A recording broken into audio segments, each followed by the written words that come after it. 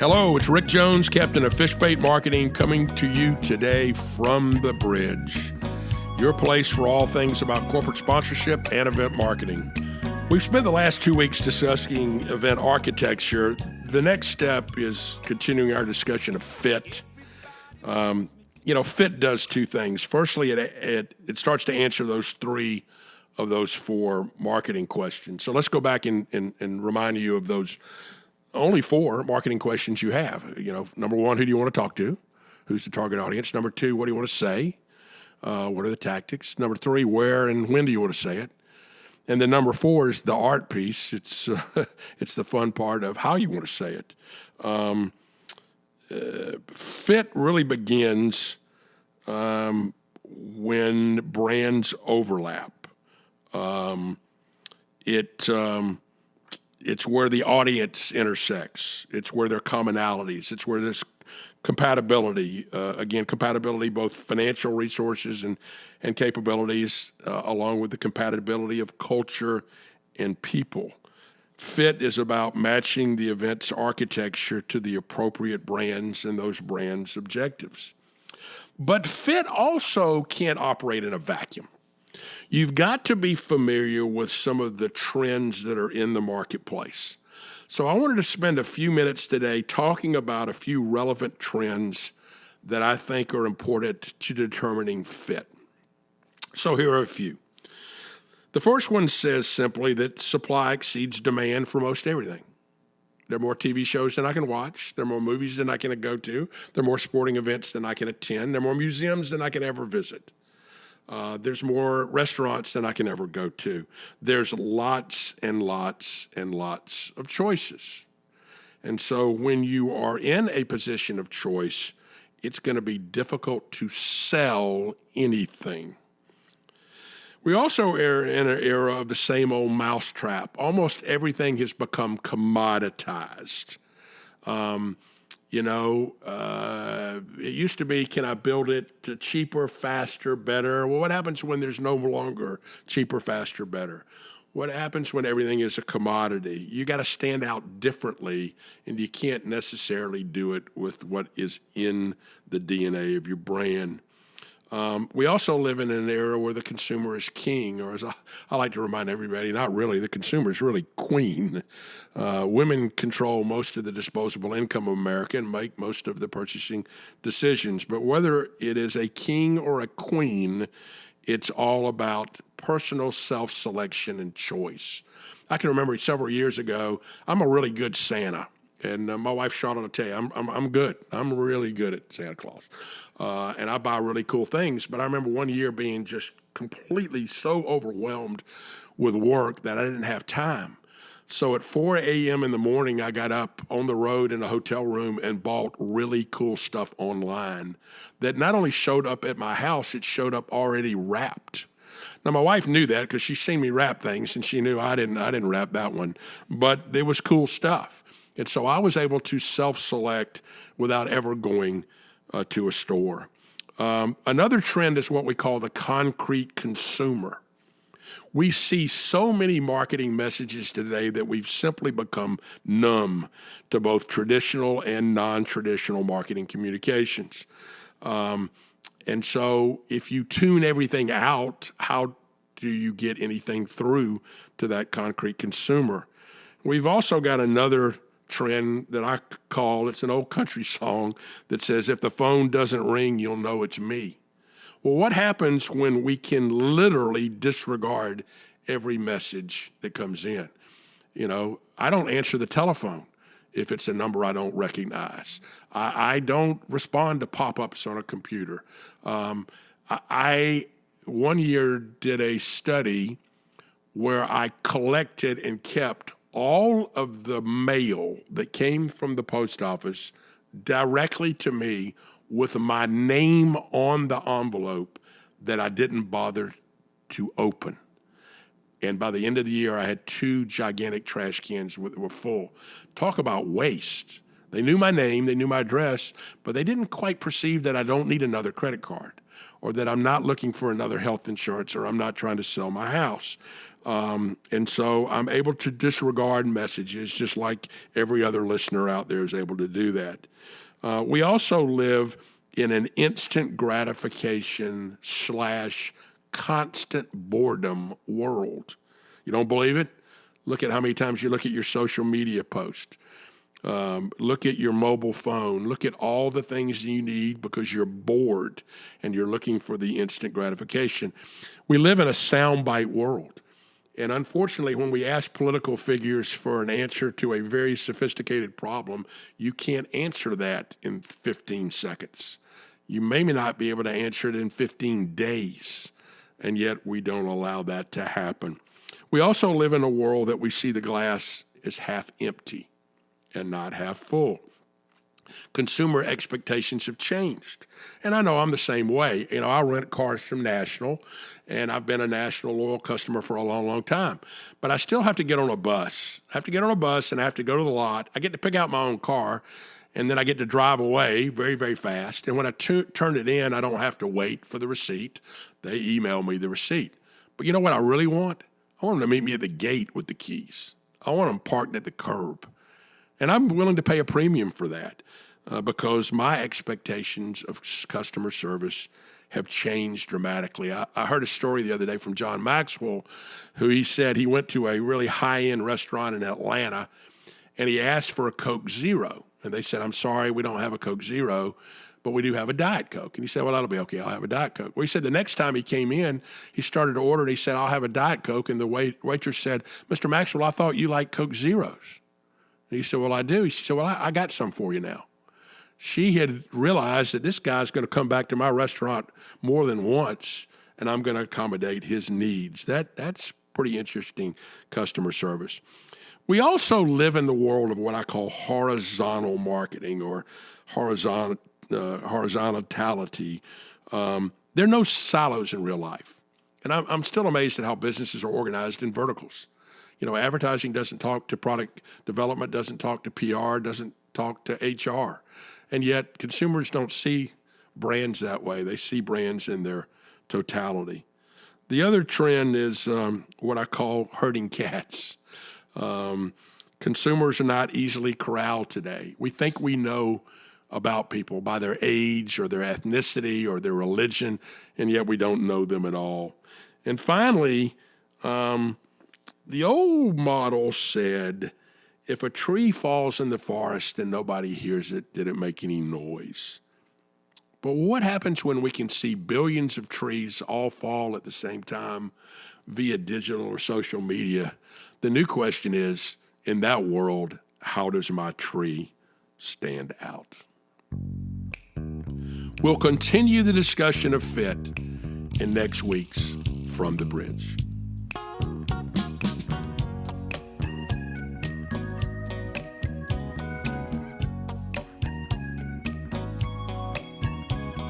Now, here's your Tuesday tip.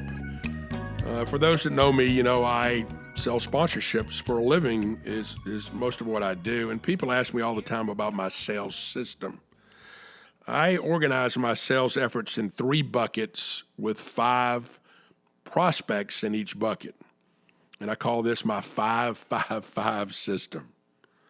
Firstly, I list 5 prospects that I'm actually trying to marry. I'm trying to close those deals. I'm ready for them to either say yes or no. I'm ready to get them closed. Secondly, there are 5 companies that I'm dating. That means that I've had some conversations with them. I may have even shared some collateral materials. I may have met with them, but they've shown some interest in one of the properties I'm selling. And thirdly, I have 5 listed that I'm winking at. I'm trying to figure out if they would take a meeting with me. I've maybe teased them with a letter. I've maybe sent them an email or left them a voice message saying that I have something that's good for them. And so the process is this. Once someone tells me either yes or no from the marry column, then I've got to move somebody from the date column over to the marry column.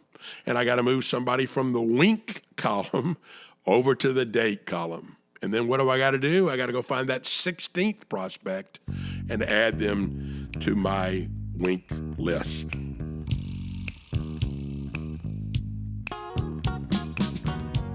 Now it's time for our guest angler. Jack Birch is the president of Sponsorship Solved. In a nutshell, what Sponsorship Solved does is it teaches you how to sell sponsorships. Jack works with many of the leading NBA, NFL, Major League Baseball, NHL teams, helping their staffs learn how to sell. Jack has had a varied career that I'll let him tell you about, but there are very few people that I know that can both do and teach at the same time. You don't believe it? Think about coaches for a minute. How many of the great basketball coaches were great players? See, most of the coaches weren't great players. They were guys that observed coaches from the bench and became pretty good coaches. In fact, here's a great fact for you today. Only 2 people are in the Naismith Basketball Hall of Fame as both players and coaches. One of them's kind of easy. One of them is John Wooten. John Wooden was an All-American player at Purdue University and obviously was one of the greatest, if not the greatest, coach of all time. All right, you're racking your brain. Who's the second? Who's the second coach, player in the Hall of Fame? Well, that would be Lenny Wilkens. Lenny Wilkens, who had a great both collegiate and professional career as a player and was a great NBA coach, is the only other one in the Hall of Fame. Jack can and does both. Let's welcome Jack Birch.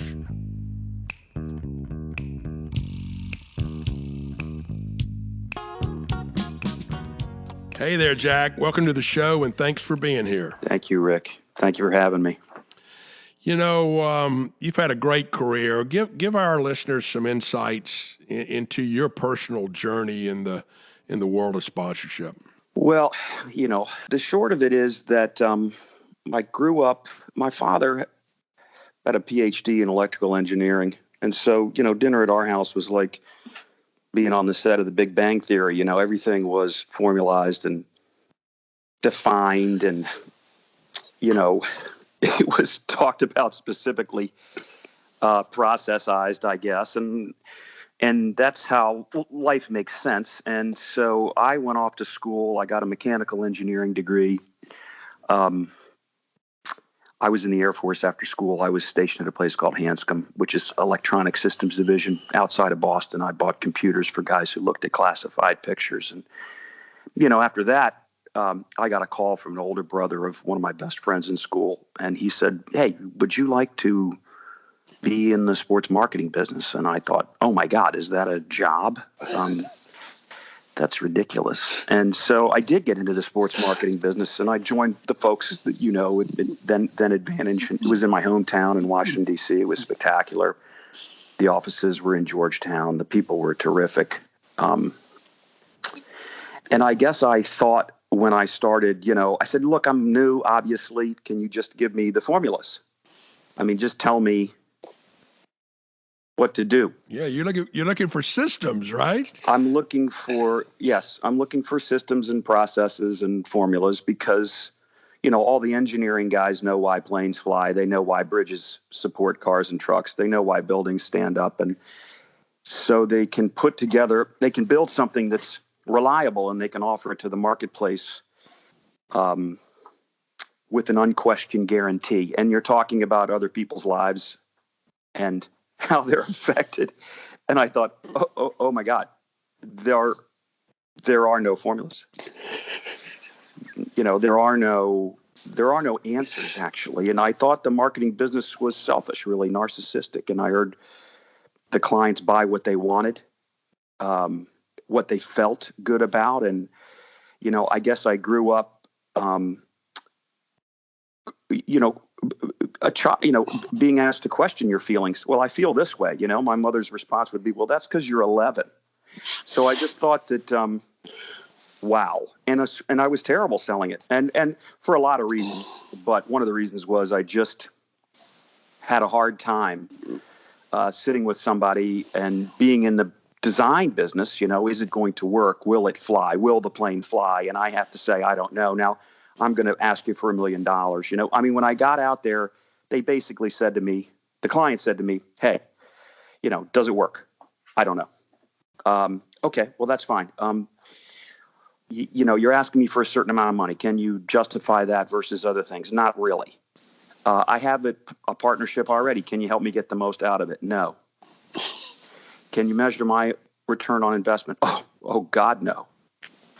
So then how hard could a guy sell something to another person if none of those questions are answered? I guess I'd say. And so if I look back at it, I was a lousy salesperson, but I have my integrity. And so I never really got really good at it until I started to discover why it worked. And so very much like you might say, well, Columbus, quote unquote, discovered America completely by accident, I guess I'd say, and by being deadly wrong. I started to try to formalize or at least processize what worked in all cases with no exceptions. In other words, what were sponsorships equivalent of the principles of aeronautics? And what could you apply all the time that would work and that you could measure? And so that's what led to, just honestly just putting together why it works. And then as soon as I knew that, I stopped selling sponsorship. I started prescribing it like a doctor. I thought, whoa, I can help you with that. You see, all clients only want two things. And one of the things they want is to sell more of their products and services. And the second is a little more complex, but not a lot more complex. Hat tip to Kevin Clancy, who's a famous researcher. And the second element is brand equity. And I'm stealing Clancy's 7 elements of brand equity. And one is awareness. Another is perceived quality, differentiation, value, loyalty, distribution, personality. Once you know that all clients only want two things, then our job was only left to tie sponsorship to, well, how exactly does it sell more, and how exactly does it build brand equity? And so that's what it's all squeezed down to. What I saw you doing when I was younger is have a sort of a, wow, what would I call it? Rick, I left a meeting with you one time with one of the Charlotte banks, and, we were driving to go to a barbecue place that you knew that was outside of a prison facility. Do you remember this? Yes, I do. Yeah, this was Harold's Barbecue outside of the federal penitentiary in Atlanta. Yes, it's true. Okay, we had sat on a condo with the bank folks in a room, and they had asked you some questions about what you would recommend and why you would recommend it, and it was almost as if you closed your eyes and started talking, and I thought, whoa. And it was exceedingly strategic, I thought, and insightful. And I thought, yeah, now we're talking. And here's the funniest thing. We were driving. Now, where we were going to this place, we were stopped at a rail. The train was coming, so we had to stop there. And then when we started driving and going across the train tracks, you turned to me and said something like, hey. What happened in there? Yeah, I remember that. Yeah. And I thought, yes. What? I was like, what happened in there? Is that what you said? Yeah. He said, you were like, I don't know. I just lose myself in the moment of it. I thought, oh my God. That's what they're talking about. When you find the right thing for you to be doing, that's what they're talking about. So utterly engaging in it that you almost think to yourself, hey, that wasn't even me. That's like the kind universe speaking through me. What happened in there exactly? And I told you what happened at the best of my ability. And I thought, okay, there is a madness to this. There's a method to it. What I need to do is to figure out what he's actually doing and then put a name on all that, you see? And then so that I can teach it to regular people, because regular people don't have that quasi-religious experience where, they're speaking from a part of themselves that's instinctually strategic.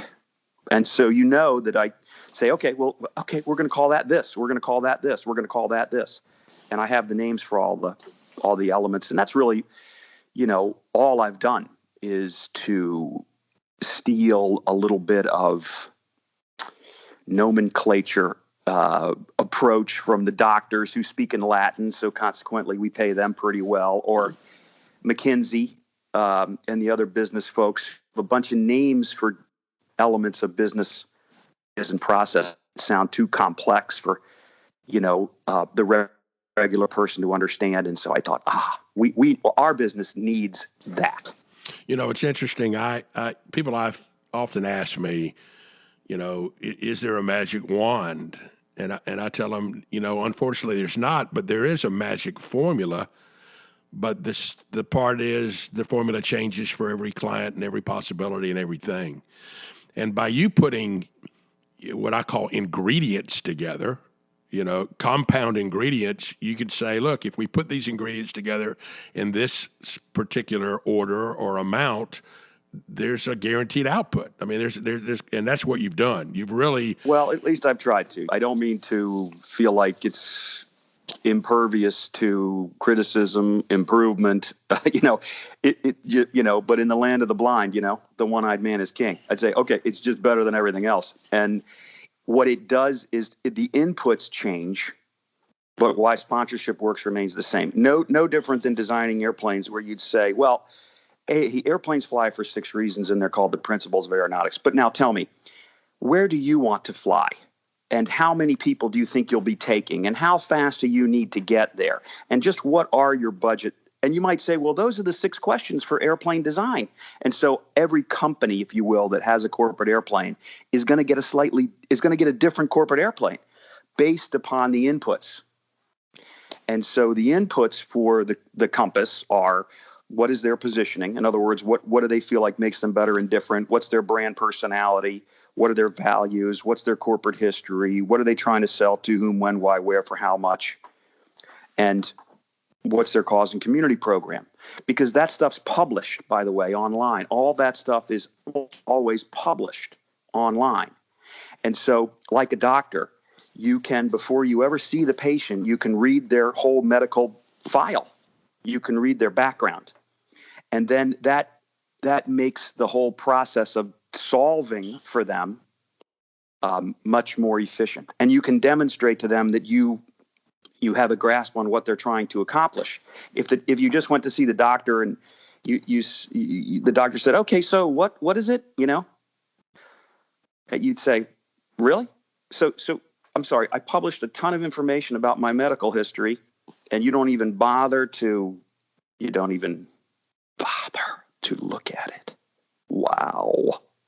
And that's what I feel like clients think when we show up and ask them something like, what's keeping you up at night? Which, I'm sorry, I could teach a 6th grader to ask. And I would save so much money, paying a 6th grader, minimum wage. And I think the clients would be understanding that a 6th grader could ask that. And they would say nicely, okay, hi, write this down.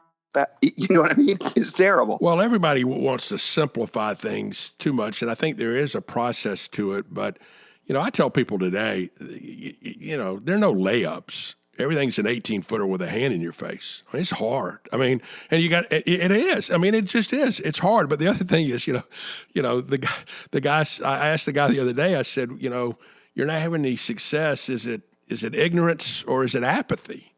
And he said, well, I don't know, and I don't care. So, yeah. So at that point, defense rests. But you have really, I want to say compartmentalized. That's probably too tight of a word, but you've really been able to articulate why sponsorship works.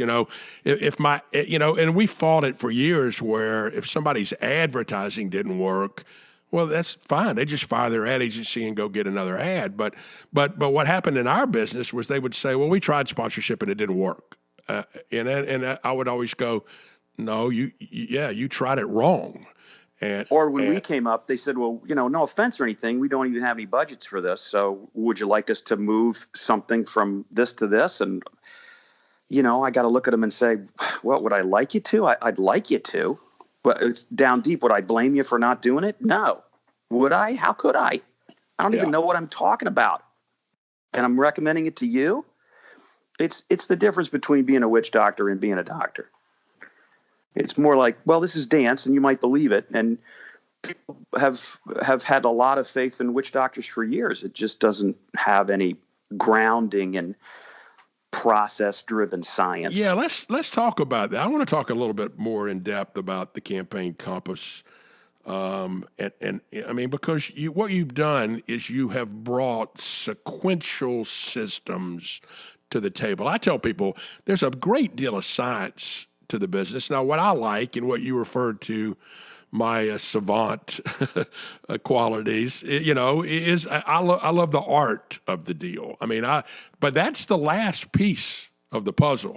I do appreciate your modesty, but man, dude, if you're an artist, you don't need to paint by numbers, but most people need to paint, and especially if you're starting, you need to paint by the numbers. And by the way, painting by the numbers looks damn good.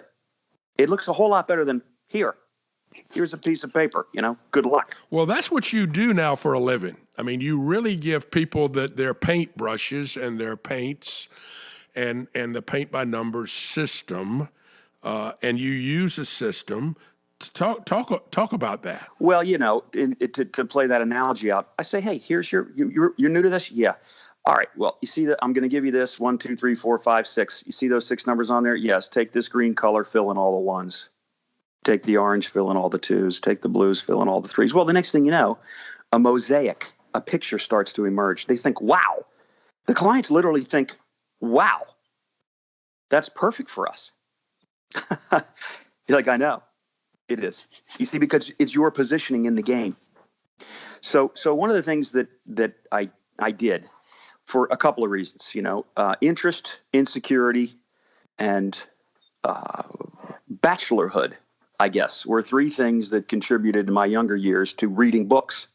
I had to read a lot of books because I didn't know what was going on. I was interested, mostly to help the clients. I was also insecure because I guess I wasn't having the success that I wanted to have as a quote unquote salesperson. And lastly, I wasn't married. So, I didn't have the sort of responsibilities that a young family, a man would have with a young family. And so I had 5 hours a night to read, I mean, once Sports Center is off, what are we doing? So anyway, I ended up reading a lot of books and I finally put it together, not from our side of the equation, but from the brand side of the equation. And one of the greatest marketing books of all time is called Positioning: The Battle for Your Mind. It's by Trout and Rise, Jack Trout and Al Rise. Yeah, great. And it's a great, simple, lovely, how the brain really thinks about brands kind of book. And man, I thought so positioning became then sort of my North Star for understanding really what they want to accomplish. And positioning by definition is a little Venn diagram, and you can label the 3 areas of the diagram, relevant to the consumers, true about the brand, and different or distinctive. And usually you find the brand's positioning in the tagline because the client has done a lot of work to figure out if they could just put one thing forward to the consuming public, what would they put forward? And so somebody like FedEx would say, well, we're going to put together, here's what we've done. We've done 9 months of strategy, and I paid a lot of smart people a lot of money. And here's what I've got at the end. Absolutely, positively, overnight. Say, okay, well, thank you.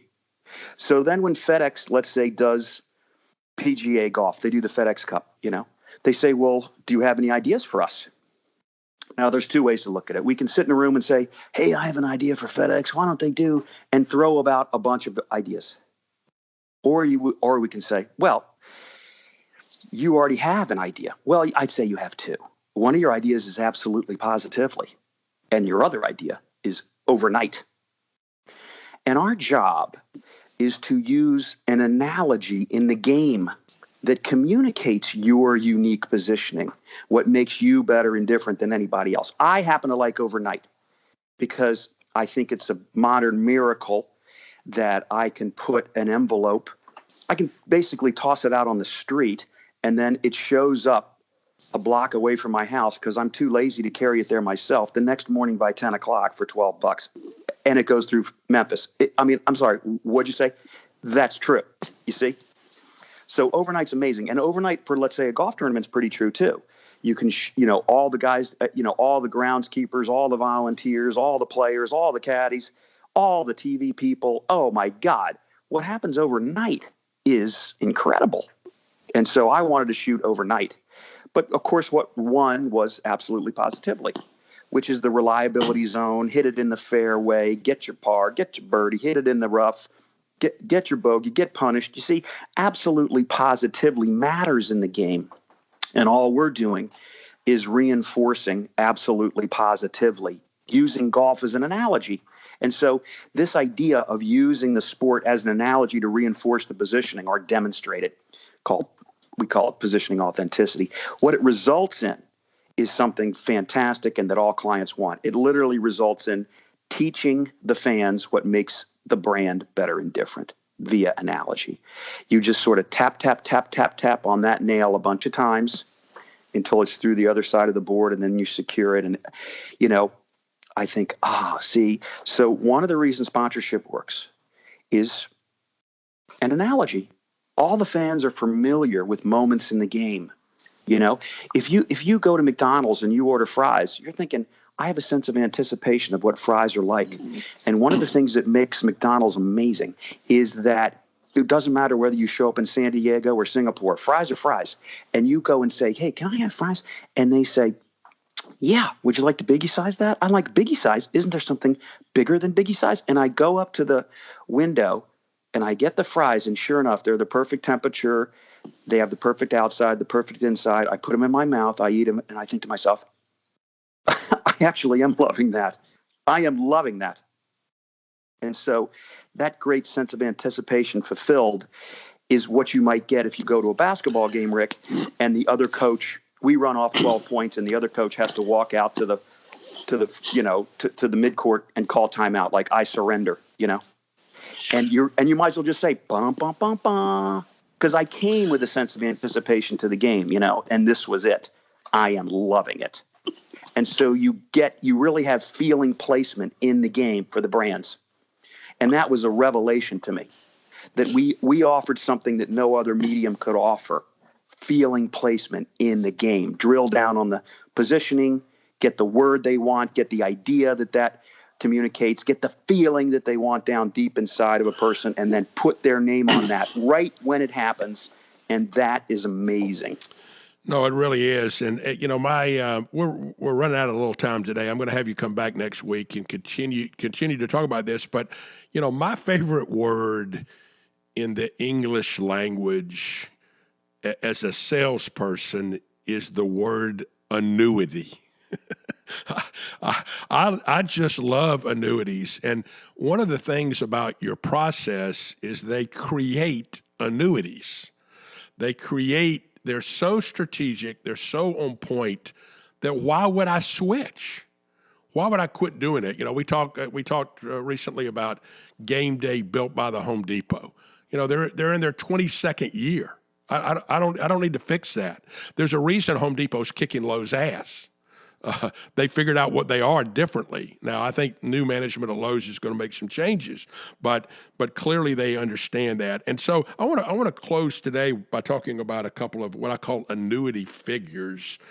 You uniquely went to two of the greatest basketball institutions on the planet. You went to DeMatha High School, where Morgan Wooten was, without question, the greatest high school coach in the history of the game. And then you went to Duke, and they got a pretty good guy there now, too, by the name of Mike Krzyzewski. I consider those to be what I call excellence Annuities. But what I like about both of them is they never really coached the same. They took what they had, the ingredients they had, and they molded that into championship teams. And that's kind of what you're doing today at Sponsorship Solved with young people, is you're showing them to take the best ingredients they have and do that. Talk about those two guys. You're a basketball guy. And Well, look, I grew up in College Park Woods. Wooten lived in College Park Woods. I went to his basketball camp, first as a student, then as a referee. We got to climb up the ladders. I reffed the games at the camp. Then I coached the team at the camp after that. Wooten taught freshman history at DeMatha. He was great, by the way. He was a great history teacher. Yeah, most great coaches are great teachers, no question. Yep. We would pile into his station wagon and, we didn't think too much about it. And so I feel like, but he was really well prepared. When I think about it, he had a system, he had a set of processes. He had a way to do things, and he could take a group of young people and turn them into a team. And after he built up a bit of a track record, that probably got a little bit easier to do. But I really thought his preparation, first of all, he's a regular guy, so he's not a pretentious person. The second is his preparation is off the charts. And I guess his serious care about the kids is really good. And Mike has the same thing going on. When Krzyzewski came to the campus, we called him. I was at a dorm called Gilbert Adams. Okay. Called him up. I said, hey, you're new. He was 33. Can you come speak to Gilbert Adams? He said, yeah. We have a house meeting on Tuesday at 7:30. Can you be there Tuesday at 7:30? He said, yeah. I said, would you like me to come and pick you up? He said, no, I'll be there. Okay. He rolls in, and first of all, we're losing our minds, screaming, let's go Duke. Okay. So he's positively tingling as a 33-year-old guy with half, what have I gotten myself into? Half, I just showed up from West Point, and I'm, did I have the guy? It's like just bedlam. Girls and guys. It was a co-ed dorm, so it was absolute rock show. And we were standing on top of couches, beating on the ceiling and screaming, let's go Duke. And he sits there in a chair and goes, woo. He was trying to get a hold of himself, and he looks up and he basically says, I love it here. I know everybody's smarter than me. I love walking around campus. I love talking to people. I think he was being a little modest about that because he's a brilliant guy. And so, he said, look, I'm not this and I'm not that, but let me tell you what I am. I'm a damn good basketball coach. He said that to us. And if you give me a chance, I will bring you a great basketball team. We went nuts, but he does the same thing as Wooten. He's well prepped. He's a regular guy. He shows up. He drove home. Thank you. Yeah. He probably charges $20,000 for that now.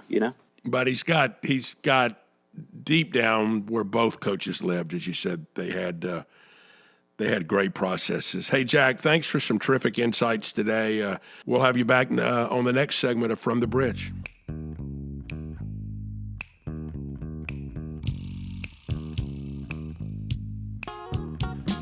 Are you getting hungry? Great. It's time for our segment On the Road with Rick. We all have our favorite chefs and our favorite restaurants. Well, I have mine, both of those in one package. They're all in the same place. My favorite chef is a guy named Frank Stitt, and my favorite restaurant is one of his called the Highland Bar and Grill in Birmingham, Alabama. Frank Stitt is simply a genius. Sometimes I go in there to eat, and I just tell the waiter to bring me whatever he thinks I might want to eat that evening, because I know whatever they're fixing is going to be amazing. I trust Frank, and I trust that kitchen. He only cooks with local fresh ingredients. He cooks with lots of fresh vegetables and lots of fresh seafood. But he's a classically trained, really chef in the French tradition, but he brings that French techniques with Southern ingredients. You can't go wrong with anything that you order at the Highland Grill. But if you can only order one dish, Let me suggest you order the baked stone ground grits with prosciutto and mushrooms. It's an appetizer. I get it every time I go, and it makes me very happy. When you're in Birmingham, head to the Highlands.